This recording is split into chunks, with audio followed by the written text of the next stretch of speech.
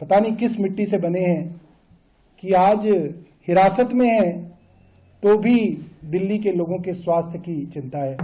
उन्होंने एक डायरेक्शन मुझे भेजी है कि सीएम साहब ये जान के बेहद व्यथित हैं कि दिल्ली के कई अस्पतालों में और मोहल्ला क्लिनिकों के अंदर दवाइयां उपलब्ध नहीं हैं।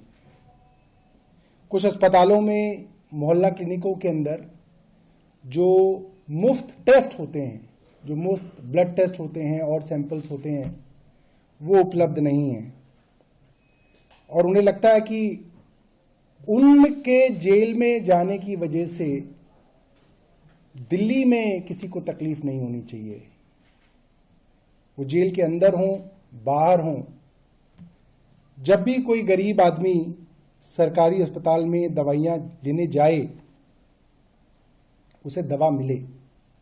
और अगर उस गरीब आदमी को दवा नहीं मिलेगी, एक बड़ी साधारण सी बात है दोस्तों कि एक मिडिल क्लास आदमी अगर अस्पताल में जाए, दवा ना मिले तो वो खरीद सकता है, मगर दिल्ली के अंदर लाखों ऐसे गरीब परिवार हैं जो दवाइयों के लिए पूरी तरीके से सरकारी अस्पतालों में आश्रित हैं।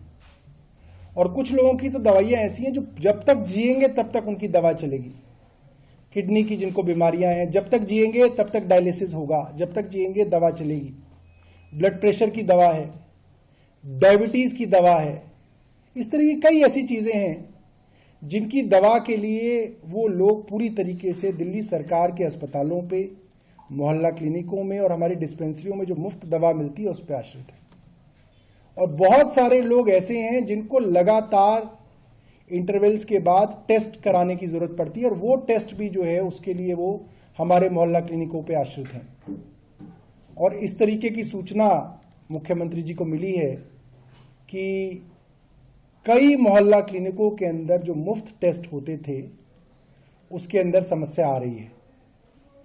तो उन्होंने मुझे आदेश दिया है कि इसके ऊपर जल्द से जल्द उचित कदम उठाए जाएं और ये सुनिश्चित किया जाए कि सभी अस्पतालों में, मोहल्ला क्लिनिकों में सारी दवाइयां और सारे टेस्ट मुफ्त मिले और उनकी उपलब्धता कम ना हो।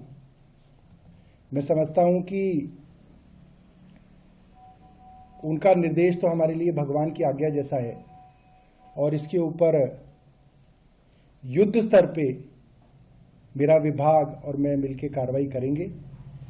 और मैं अरविंद केजरीवाल जी की तरफ से सभी दिल्ली के लोगों को ये आश्वस्त करना चाहता हूं कि आपका मुख्यमंत्री चाहे जेल में है, मगर सोच वो सिर्फ आपके लिए रहा है, सिर्फ और सिर्फ जनता के लिए मुख्यमंत्री सोच रहे हैं। और उनकी चिंता यही है कि उनके जाने के बाद पीछे कोई व्यवस्था